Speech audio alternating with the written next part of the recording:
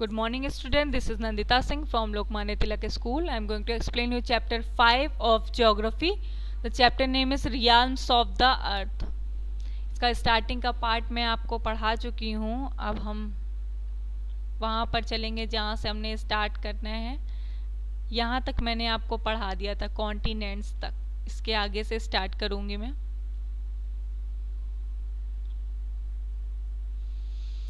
North America, जिसके बारे में देखते हैं क्या है. The third largest continent lies between 7 degree and 84 degree and latitudes and 20 degree W and 180 degree W longitudes. ये क्या है? द थर्ड लार्जेस्ट कॉन्टिनेंट है. ये थर्ड लार्जेस्ट कॉन्टिनेंट है जो किस एरिया में है? बिटवीन 7 डिग्री नॉर्थ के बीच में, 7 डिग्री नॉर्थ और 84 डिग्री नॉर्थ लैटिट्यूड के बीच में है, और 20 डिग्री वेस्ट से 180 डिग्री वेस्ट लॉन्गिट्यूड के बीच में ये एरिया पड़ता है.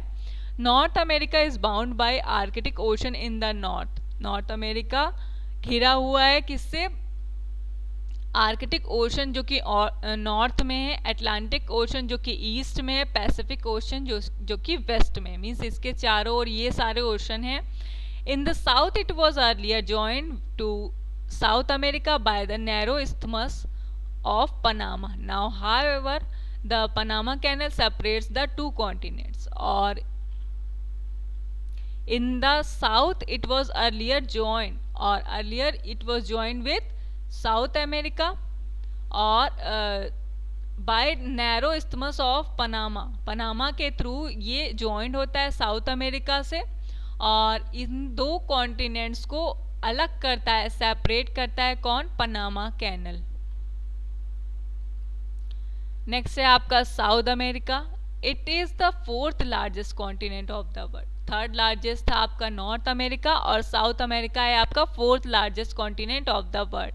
It lies between 12 degree north and 55 degree south latitude.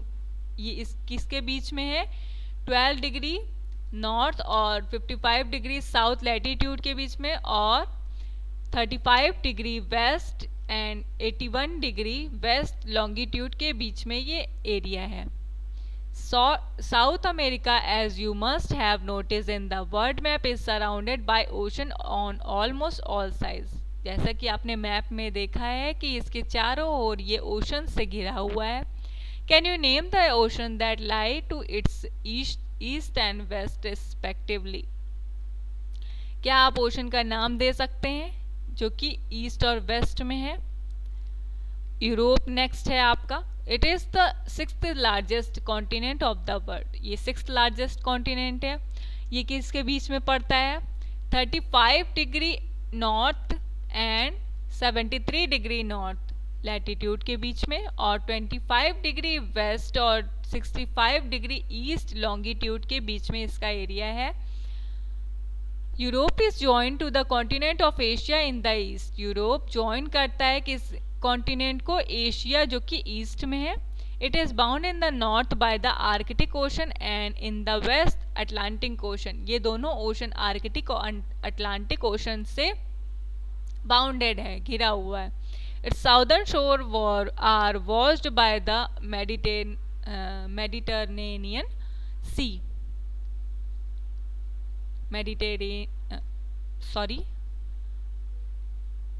Mediterranean Sea, इसको यही बोलेंगे, मेडिटरेनियन सी. तो ये its southern shores are washed. इसका साउदर्न शोर जो है, साउदर्न जो किनारा है, वो वॉश होता है किस सी के थ्रू? मेडिटरेनियन सी के थ्रू. नेक्स्ट है आपका Australia. The smallest continent lies between 10 degree S and 40 degree latitudes. Smallest continent कौन सा है आपका? ऑस्ट्रेलिया है. ये किसके बिटवीन पड़ता है? 10 डिग्री साउथ और 40 डिग्री साउथ लैटिट्यूड के बीच में, और 114 डिग्री ईस्ट से 154 डिग्री ईस्ट लॉन्गिट्यूड्स के बीच में ये एरिया पड़ता है. Australia is surrounded on all sides by seas and oceans. और ऑस्ट्रेलिया भी हमारा चारों ओर से सी और ओशन के थ्रू घिरा हुआ है। It is thus commonly known as the island continent, और ये आइलैंड कॉन्टिनेंट के नाम से it is commonly known as the island continent, island continent की तरह ये जाना जाता है। नेक्स्ट है आपका Antarctica. It is the fifth largest continent of the world, ये फिफ्थ लार्जेस्ट कॉन्टिनेंट है। It lies in the extreme end of the southern hemisphere with the south pole almost at the centre of it. और ये कहाँ, इसका area कहाँ तक है? It lies in the extreme end of the southern hemisphere, southern hemisphere के end में है, with the south pole almost at the centre of it, और सेंटर में जो साउथ पोल है इसके एरिया तक ये है। Antarctica is permanently covered with thick ice and दस कॉल्ड फ्रोजन कॉन्टिनेंट और द वाइट कॉन्टिनेंट। इसे फ्रोजन कॉन्टिनेंट और वाइट कॉन्टिनेंट कहा जाता है क्योंकि ये थिक आइस से कवर्ड है, घिरा हुआ है। It is the only continent where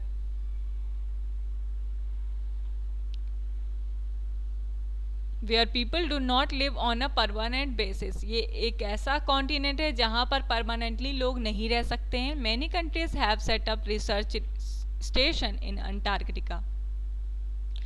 many countries have set up research station, और इसमें बहुत सारे रिसर्च स्टेशंस हैं अंटार्कटिका में। India also has 3 research station. India में 3 रिसर्च स्टेशन हैं। कौन कौन से? दक्षिण गंगोत्री, मैत्री और भारती। इंपॉर्टेंस ऑफ लिथोस्फीयर क्या है?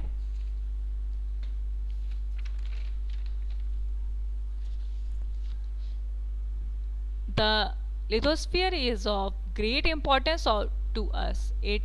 First है इसका, it consists of a variety of rocks and minerals which are used in construction, in industries and as fuels.